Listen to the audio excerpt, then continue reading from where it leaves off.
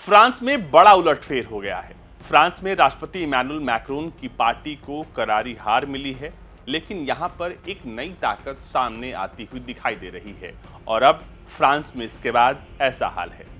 दरअसल फ्रांस की सड़कों पर लोग भिड़े हुए हैं और ये अलग अलग पार्टियों के लोग हैं। यानी फ्रांस में कुल मिलाकर पुलिस को उतार दिया गया है ताकि उपद्रवियों से, दंगाइयों से निपटा जा सके। दरअसल चुनाव के परिणामों के बाद से यहाँ पर हालात बेहद खराब हो गए हैं। पेरिस में जमकर बवाल मचा और पुलिस के साथ प्रदर्शनकारियों की झड़प हुई है। आपको बता दें कि यहाँ पर अप्रत्याशित रूप से वामपंथी गठबंधन ने सबसे अधिक सीटें हासिल की है, जबकि राष्ट्रपति मैक्रोन की पार्टी यहाँ पर दूसरे नंबर पर है।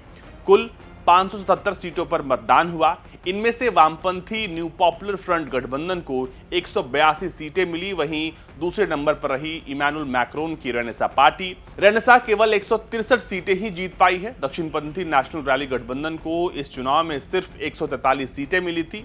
तीन बड़े दलों में से किसी को भी बहुमत हासिल नहीं हुआ है और फ्रांस में बहुमत के लिए 289 सीटें जीतना बेहद जरूरी है।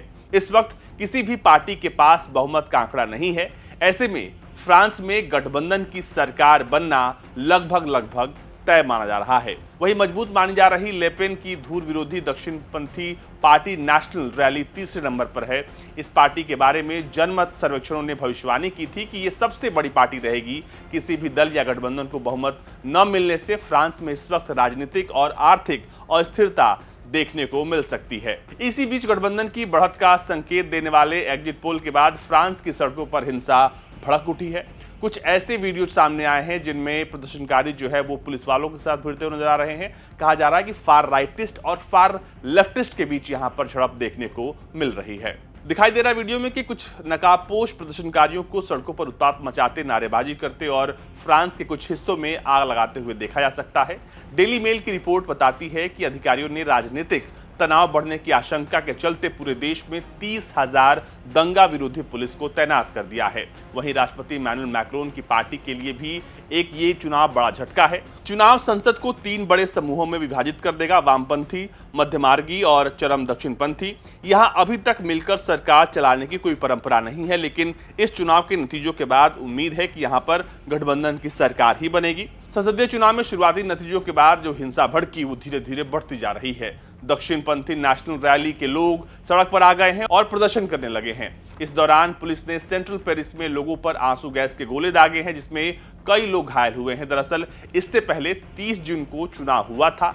इसमें दक्षिणपंथी पार्टी नेशनल रैली को सबसे ज्यादा 35.15% वोट मिले, जिसके बाद अनुमान था कि पार्टी को इस बार तकरीबन 230 से 280 सीटें मिलेंगी, लेकिन ऐसा हुआ नहीं। नतीजों में इसका बिल्कुल उल्टा हुआ है।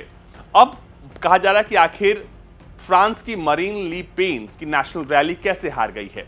फ्रांस में अति दक्षिणपंथी पार्टी नेशनल रैली को रोकने के लिए दूसरे चरण के चुनाव में मैक्रोन की रेनेसा पार्टी और उसमें शामिल गठबंधन दलों यानी इंसेंबल और वामपंथी पार्टी न्यू पॉपुलर फ्रंट ने गठबंधन कर लिया था। इसके तहत दोनों समूहों ने 217 उम्मीदवारों को मैदान में उतारा था। फ्रांस के चुनाव में पहले चरण में किसी उम्मीदवार को 12.5% वोट मिला हो तो वो दूसरे चरण में चुनाव लड़ सकता है। ऐसे में इस गठबंधन ने एक स्ट्रैटेजी के तहत तीसरे नंबर पर रहे उम्मीदवार को हटा दिया। आसान भाषा में कहें तो मैक्रोन गठबंधन या फिर न्यू पॉपुलर फ्रंट जो भी तीसरे नंबर पर रहा उसे हटा दिया गया। इस तरह वामपंथी गठबंधन और मैक्रोन की मध्यमार्गी पार्टी का वोट एक दूसरे को शिफ्ट हो गया है।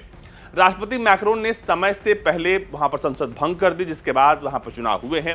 फ्रांस की संसद का कार्यकाल 2027 में खत्म होना था, लेकिन यूरोपीय संघ में बड़ी हार की वजह से राष्ट्रपति मैक्रोन ने समय से पहले ही इसी महीने संसद भंग कर दी थी। दरअसल मैक्रोन सरकार गठबंधन के सहारे चल रही थी। उनके गठबंधन के पास सिर्फ 250 सीटें थी और हर बार कानून पारित करने के लिए उन्हें दूसरे दलों के साथ समर्थन बातचीत करनी पड़ रही थी, जिसके बाद उन्हें लगा कि अब सरकार भंग करना ही उपाय है। अब जो हार मिली है उसके बाद मैक्रोन को किसी भी नए बिल के लिए अन्य दलों से समर्थन जुटाना फिर से पड़ सकता है और ये बिल्कुल क्लियर हो गया है। एक सवाल जो सभी जानना चाहते हैं कि आखिर क्या इस हार के बाद राष्ट्रपति मैक्रोन अपना पद छोड़ देंगे। तो आपको बता दें कि नेशनल असेंबली के चुनाव में मैक्रोन की रेनेसा पार्टी हार चुकी है, लेकिन मैक्रोन पद पर बने रहेंगे। मैक्रोन ने पहले ही कह दिया था कि चाहे कोई भी जीते, कोई भी हारे, वो राष्ट्रपति पद पर बने रहेंगे। दरअसल यूरोपीय संघ के चुनाव में हार के बाद अगर मैक्रोन की पार्टी संसद में हार जाती है तो उन पर राष्ट्रपति पद छोड़ने का दबाव बन सकता है। इसलिए मैक्रोन ने पहले ही साफ कर दिया था कि वो अपना पद नहीं छोड़ेंगे। और फिलहाल जब गठबंधन की सरकार बनेगी तो ये सरकार तय यानी ये पार्लियामेंट का फॉर्मेशन होगा। फ्रांस में राष्ट्रपति और नेशनल असेंबली के चुनाव अलग अलग होते हैं। ऐसे में अगर किसी पार्टी के पास संसद में बहुमत नहीं है तो भी राष्ट्रपति चुनाव में उस पार्टी का लीडर जीत हासिल कर सकता है। 2022 के चुनाव में इमैनुअल मैक्रोन के साथ भी यही हुआ था। वो राष्ट्रपति पद का चुनाव जीत गए थे, लेकिन नेशनल असेंबली में उनके गठबंधन को बहुमत नहीं मिला था। अब समझते हैं कि आखिर फ्रांस में चुनाव की प्रक्रिया क्या है।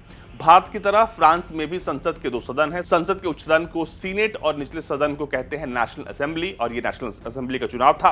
नेशनल असेंबली के मेंबर को आम जनता, जबकि सीनेट के सदस्यों को नेशनल असेंबली के सदस्य और अधिकारी मिलकर चुनते हैं। दरअसल फ्रांस में गठबंधन की सरकार चल रही थी। उसका कार्यकाल साल 2027 में खत्म होना था, लेकिन यूरोपीय संघ के चुनाव में बड़ी हार के कारण राष्ट्रपति मैक्रोन ने संसद भंग कर दी।